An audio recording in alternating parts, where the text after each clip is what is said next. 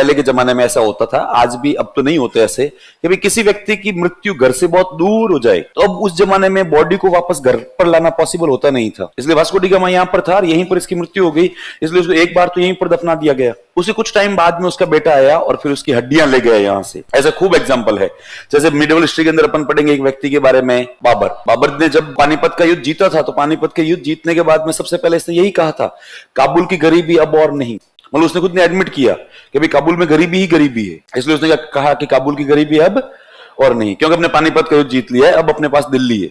लेकिन फिर भी जब वो बीमार पड़ा और मरने वाला था तब उसने कहा भारत में पैसा है, ये बात भी सही है, दिल्ली में, आगरा में, लेकिन फिर भी मेरा घर तो काबुल है, इसलिए मेरे को दफनाना काबुल में।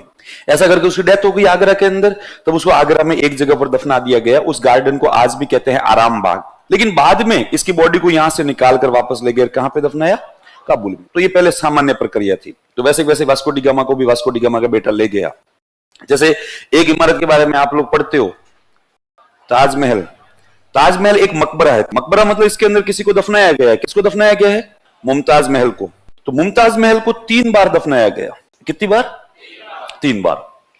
मुमताज महल जब वो मतलब वहां पर गई हुई थी दक्कन में एक जगह है बुरहानपुर, वहां पर उसकी तबीयत खराब हो गई।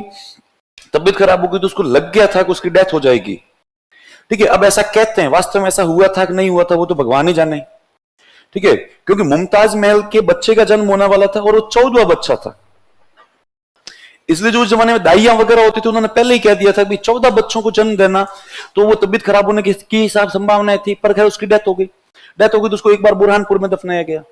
उसके बाद शाहजहां आ गया वापस और शाहजहां ने आके ताजमहल का काम भी स्टार्ट करवा दिया और शायद तक एक लेवल तक ताजमहल बना।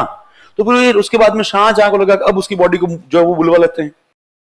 तो शाहजहां अपने 2 बेटे, एक का नाम था दारा और एक का नाम था औरंगजेब, इन दोनों से कहता है कि जाओ और जो तुम्हारी मां मुमताज महल का शरीर ले आओ। मतलब शरीर के नाम पे क्या होती है? बस केवल अस्थियां, हड्डियां, वो ले आओ, मतलब कंकाल। ये लोग जाते हैं, ले भी आते हैं, वहां से ले आते हैं। तो उस जमाने में ताजमहल का जो आर्किटेक्ट था और प्लस वहां का मेन कारीगर था ईसा खान, वो कहता है सर अभी अपन इसको यहां पे दफना ही नहीं सकते।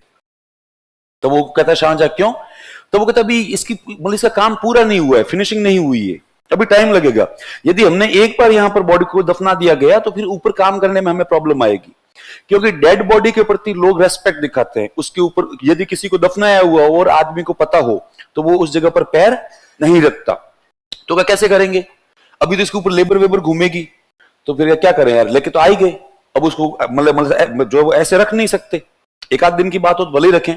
इस बात पर उसको ताजमहल के आगे जो गार्डन है वहीं पर दफना दिया गया और कहा जिस दिन ताजमहल पूरा बन जाएगा उस दिन बताना। आखिरकार एक दिन ताजमहल बन गया। तब ईसा खान ने कहा अब अपन यहां पे जो शिफ्ट कर सकते हैं बॉडी को। इस बात पर तीसरी टाइम उसकी बॉडी को क्या किया गया था? शिफ्ट किया गया था। तो वैसे इसका वास्को को भी यहां से वापस शिफ्ट करके ले गए थे पुर्तगाल।